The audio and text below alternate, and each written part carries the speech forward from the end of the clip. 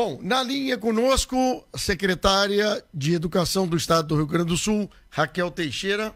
Secretária Raquel, muito bom dia, obrigado por nos atender, tudo bem contigo? Muito bom dia, Fábio, bom dia a todos que nos acompanham aí na Rádio Acústica. Um abraço muito especial para a minha querida coordenadora Larissa, aí da 12ª CRE, que deve estar nos acompanhando. É um prazer estar aqui, Fábio. Que bom. Secretária, volta às aulas, como é que está a programação? A gente tem uma preocupação bastante grande. O ensino público estadual voltando a trabalhar, algumas universidades tendo dificuldade em São Paulo com protestos de gente que não estão indo para o segundo ano sem aula. E eu sei que para vocês, professores, para a direção das escolas, é tamanho complicado, mas tem que voltar, né, secretária? Olha, não tem cabimento. Quase 2 anos de escolas fechadas ocasionaram perdas graves de aprendizagem, impactaram o emocional de professores, de alunos. Nós temos alunos que precisaram começar a trabalhar, que acham que não aprenderam nada, que não vão conseguir recuperar. Então, a gente tem que fazer um esforço extra e quem estiver me ouvindo, pai, mãe, estudante, olha, gente, a escola é o lugar onde o filho, onde o jovem se prepara para um mundo que é complexo, que é competitivo, que é o mundo do século XXI. Então, é muito importante fazer esse esforço de retorno. Nós estaremos, Fábio, no dia 21 de fevereiro, com 100% das aulas presenciais, sem rodízio, e preparados. Nós aprendemos nesses 2 anos que a gente pode conviver com a Covid desde que se tomem os cuidados adequados. O resultado da escola fechada é muito pior, muito mais grave do que o eventual risco da Covid. E está provado que escola não é vetor de transmissão. Escola é um espaço controlado, com álcool gel, máscara, distanciamento, ventilação, muito mais seguro do que deixar a criança ou jovem andando pela cidade em espaços não controlados. Né? Exatamente. Secretária, eu estava vendo uma entrevista com uma professora ou diretora de escola no Rio de Janeiro agora, evasão escolar. Há uma expectativa de muita criança não voltando para a escola, hein? Infelizmente por esse espírito de de desânimo, Fábio. Quando eu disse a Covid causou perdas de aprendizagem, mas também impactou a estrutura emocional das pessoas, tem jovens que precisaram trabalhar com o aplicativo e estão gostando de ganhar dinheiro e acham que vão continuar a vida assim. Sim. Esses jovens têm que pensar que eles estão se acomodando a um subemprego, subvida, subrenda, eles têm potencial para ser muito mais do que isso, né? Tem uns que acham que não vão recuperar. Aqui no Rio Grande do Sul, nós estendemos o período de matrícula, e eu quero aproveitar para falar sobre isso, e encerrar no dia 9, nós expandimos a matrícula para o dia 17, com a certeza de que a escola, os professores, os colegas, o convívio, a experiência, são o espaço adequado para preparar a pessoa, que ele vai exercer uma profissão que ainda não foi inventada, ele vai ter que ter novas formas de relacionamento com a natureza, com a sustentabilidade, com a economia criativa. Então, é um mundo muito desafiador e a escola é que prepara esse jovem. Então, nós estamos esperando que com essa extensão do tempo todos voltem. A escola quer vocês de volta, meus alunos. Me diga uma coisa, nesses primeiros dias de matrícula, a senhora percebeu, os senhores, professores, diretores, perceberam a velocidade de matrícula muito menor? Olha, no ensino fundamental, não. A questão está bem localizada no ensino médio, Fábio. A gente ainda está com 42 mil alunos do ensino médio a menos. Então, é para esses 42 mil alunos que nós estamos ampliando o tempo de matrícula, apostando na clareza que eles vão ter da situação, né? Então, olha, dizem que é preciso uma aldeia para educar uma criança. Eu estou convidando toda a aldeia gaúcha para ajudar a trazer esses jovens para a escola. O Estado precisa. Eles vão fazer bem para eles, para suas famílias e para o Estado. É gente pra caramba, hein? 42 mil pessoas. Bom, questão de preparação de sistema de volta às aulas, merenda escolar, isso está tudo já se encaminhando para estar tudo certinho, secretária? Encaminhando para estar tudo certinho, Fábio, merenda, transporte. É claro que vai ter problema, uma reforma aqui ou ali, havia muitos anos de demanda acumulada, mas nós tivemos todos os cuidados, Fábio. Em janeiro, repassamos 200 milhões para todas as escolas fazerem os acertos, as reformas necessárias para esse dia 21. 200 milhões é um grande recurso e as escolas estão muito entusiasmadas.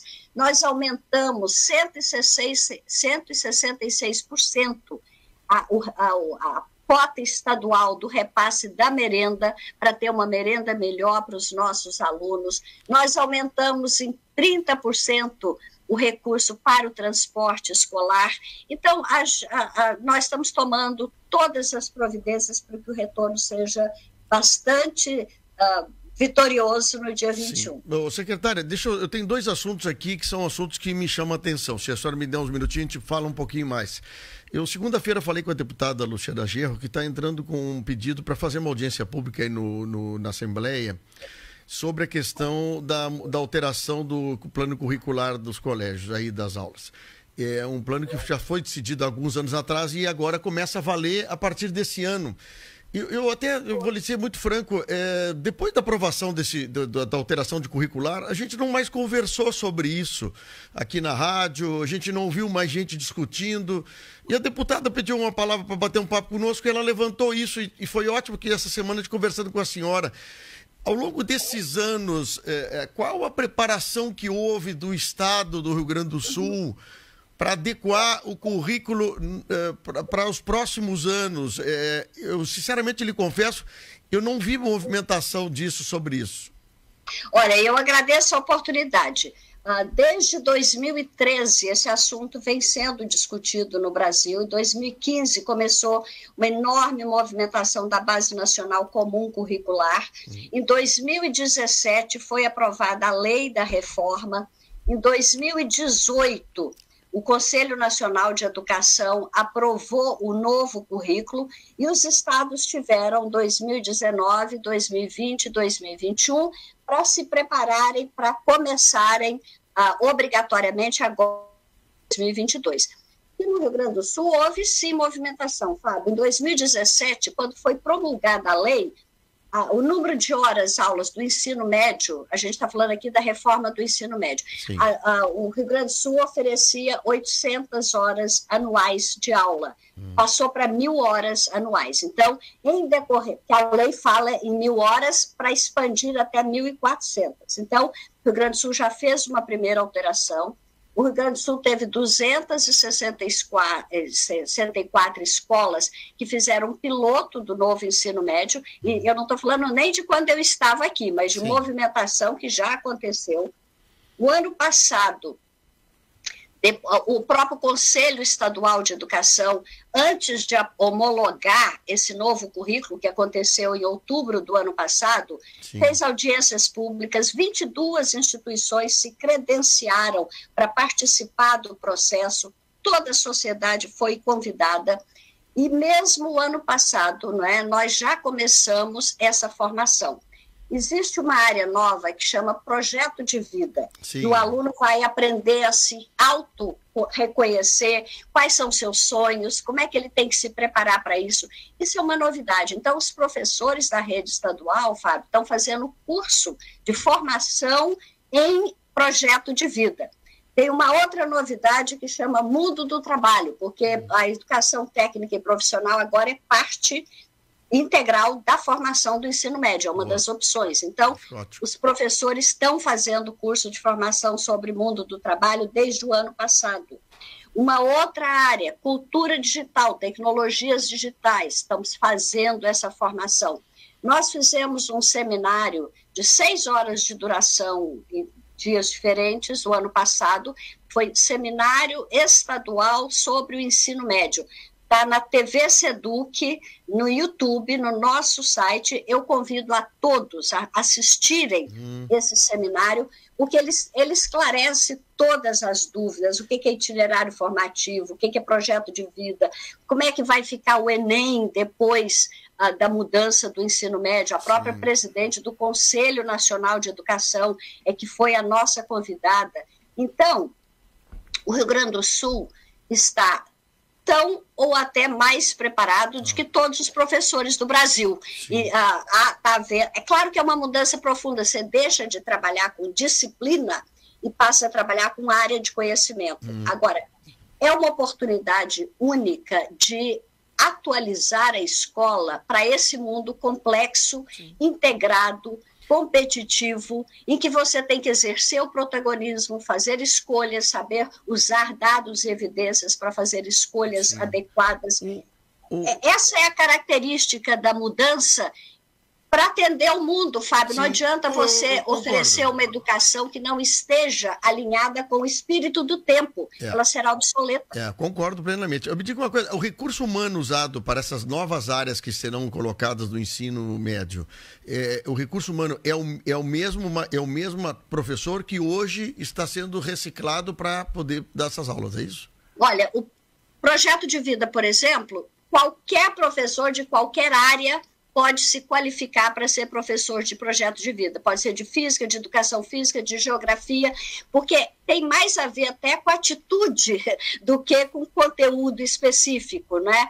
Então, todos os professores, é aberto a formação para todos os professores. O que gerou a contratação de 4.000 novos professores, Fábio, foi o programa de recuperação e aceleração da aprendizagem pelas perdas específicas de língua portuguesa e matemática. Aí, desde o ano passado, nós contratamos 4.000 novos professores, ampliamos a carga horária de português e matemática, porque se a gente não acudir essas perdas agora, a gente vai prorrogar esse atraso por 5, 6, 10 anos. Secretária, para terminar, eu sei que é um assunto espinhoso. Ontem, casualmente, eu recebi 2 professoras aqui para bater um papo. Professoras não ligadas a sindicato, eu pedi para a produção me trazer professora. Professora que está em sala de aula.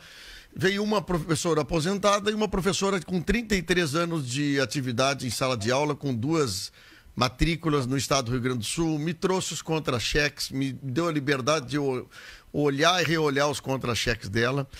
E tivemos momentos de emoção aqui no programa de ontem. É uma emoção que eu não gosto de ter quando assim, por depressão do assunto. Mas eu percebi, vi os contra-cheques dela e percebo que houve uma alteração significativa do estado do Rio Grande do Sul no que diz respeito à questão da remuneração de professores que estão na ativa e inativos. Na real, os contra-cheques não demonstram um aumento do salário. O salário de novembro, o salário de janeiro é praticamente R$8 de diferença que deu, mesmo tendo o anúncio do governo dizendo que houve ou haveria aumento de salários. Mas percebo que numas parcelas que eram parcelas consolidadas como renda do professor, elas não estão mais lá e elas foram agregadas no salário base. Eu sei que a questão toda é uma questão extremamente delicada de orçamento e outras coisas, mas eu queria saber o ponto de vista da senhora sobre essa reestruturação, se a senhora acha que ficou bom ou isso ainda vai ter que ser reolhado, olhado, porque o contra-cheque de quem ganha acima do piso não teve um impacto conforme foi noticiado. Olha, Fábio, essa é uma questão doída, realmente. Eu fico tão triste quanto você e não me sinto à vontade para fazer nenhum julgamento de valor sobre uma reforma que aconteceu quando eu não estava aqui, não participei, não discuti, não debati. Ela foi de 2019, transformou vencimento em subvenção e como englobou na subvenção os benefícios pessoais, os direitos individuais que os professores tinham. Com essa mudança, o que aconteceu com a reforma agora? Foi dado, de fato, 32% de aumento para os professores. E os professores iniciantes e principalmente aqueles que não tinham ainda acumulado quinquênios, direitos pessoais, tiveram 32% de aumento. O piso hoje para eles é R$4.000, era 2 e pouco. Então, houve um avanço real para 60% dos professores. Para um outro percentual, e eu não me lembro exatamente, na época que a gente discutiu isso, até lembrar, para outro, a variação, embora tenha sido dado os 32% de aumento, no contra-cheque ele se manifesta diferente, porque quem ainda tinha benefício pessoal anterior foi incorporado. A partir de agora zerou tudo, qualquer aumento que for dado vai ser igual para todo mundo, mas ainda tinha ajustes da época da reforma, e principalmente para quem está aposentado e não tem paridade com quem está na ativa, o governador criou um auxílio de 5% para ficar todo mundo com algum tipo de aumento. Então, na média, eu diria que na média, 100% dos casos deve ter ficado em torno de 25%, 22%, 25% de aumento, o que é um aumento importante. E é um peso, é grande, porque o Rio Grande do Sul tem uma característica que não existe em nenhum outro lugar. É claro que a característica daqui não é culpa de quem é aposentado, não é culpa de ninguém. Sim. Mas o governo tem que lidar com isso.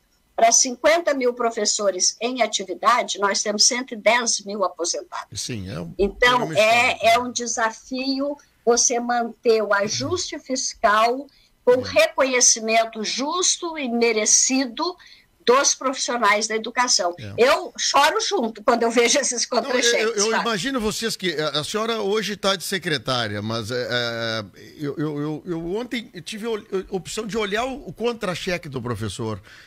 É de chorar. Não, o contra-cheque não representou aumento, é isso que eu quero dizer. As parcelas que estavam na direita do contra-cheque vieram para a esquerda. Mas lá embaixo, no saldo, lá no a receber, continuou igual.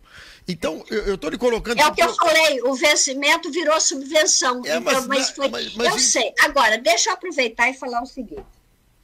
Se alguém tiver alguma dúvida sobre algum erro, pode ter acontecido, a gente já corrigiu algumas coisas. Sim. Encaminhe para a área de recursos humanos da Secretaria, se houver alguma dúvida de que alguma coisa não tá certa nesse acerto aí do aumento, é importante, a Secretaria está às ordens para analisar todas as dúvidas que os professores tiverem. Porque, secretária, eu temo acontecer como aconteceu com o piso básico do magistério, virar milhares de ações, milhões de reais em precatórios, o Estado ter que absorver isso ou agora ou daqui a alguns anos, né?